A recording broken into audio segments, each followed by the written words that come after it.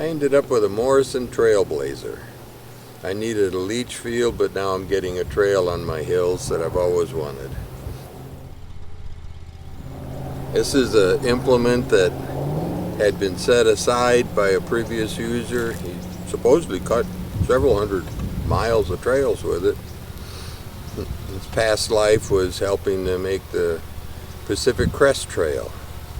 I think there were 30 or more of these built in contract to develop that trail, and one on back in the Midwest. I've been through this thing pretty extensively, but boy, it's been working well for me. I'm hoping to find the next home for it. Hope that this thing will go on to make some more trails. There's special ways of using it. This thing rides the edge of a hill and does it well, but you don't want to make a mistake either. Some guys put roll cages on it, but other guys warn you don't. It's easier to step off. You don't want to ride it down the hill. So I've been learning, boy, you cut with this thing on a steep hill like this, or on more gentle hills. You're actually making it first with the hoe, and then there's a blade up front that you set at the angle you want, and you doze. These tracks here have cleats. I can push a mound of dirt and shape a trail. I'm right up now against what I've dug. This I'll break loose with the hoe, and then I'll push forward, forming that trail. It'll be basically what I dig, though, that's going to direct where I'm going to go. Although that blade can cut pretty well and really start contouring the trail. But I'll start now with where this is outreach now. I'll go down to the level inside this hill with what's undisturbed outside here on the edge of the hill, and then keep coming back from that and then doze through it. Sometimes I can doze on without cutting, but not on this steep a hill. I'll have to cut first.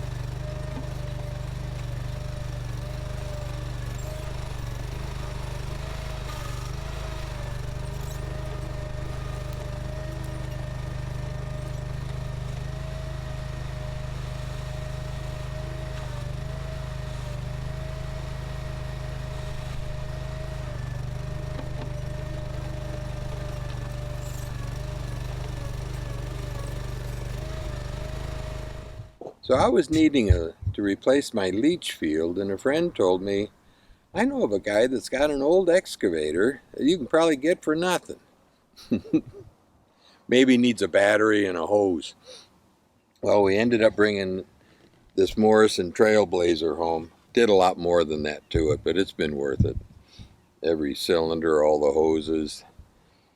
I did my leach field with the engine that came on this. It was a Kohler engine, but I was blowing oil out of it. Got the leach field done and realized if I'm ever going to build a trail, I need a motor. So got a Honda engine and put it on it. It was turned around with all the cooling of this thing blowing onto the gas tank and the hydraulic reservoir. Another guy that runs a couple of these says he had to shut down one day. His gas was boiling.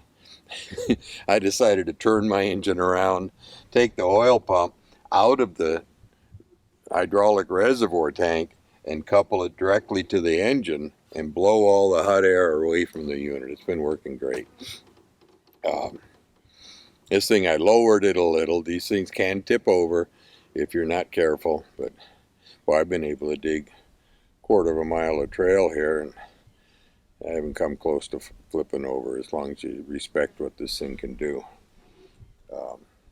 Or every bearing, every valve. I found valves on the internet like the original valve, so I was able to rebuild all of my valving with valves that I bought new, old stock. Wonderful to find them. Gas tank was rusty, but I've got a double filter on it. It's keeping it running just fine. I went into the local tractor store.